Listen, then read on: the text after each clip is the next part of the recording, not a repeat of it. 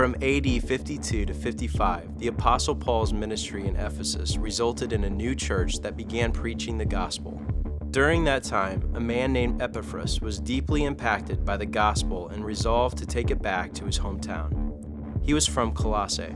Epaphras returned to his hometown and in faith began the hard work of planting the Colossian church. In AD 62, Epaphras visited Rome where Paul was imprisoned. He shared with Paul the news of a strange teaching that was rising up and threatening the health and vitality of the Colossian church. The Colossians were being enticed away from the gospel through forms of asceticism and the worship of angels.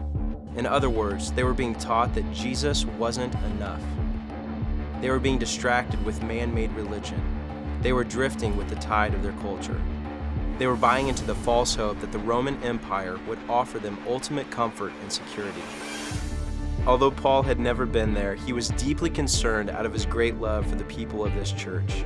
Therefore, he set out to write a pastoral letter from prison that would remind them that God had already accepted them by virtue of their connection and identity with Christ alone.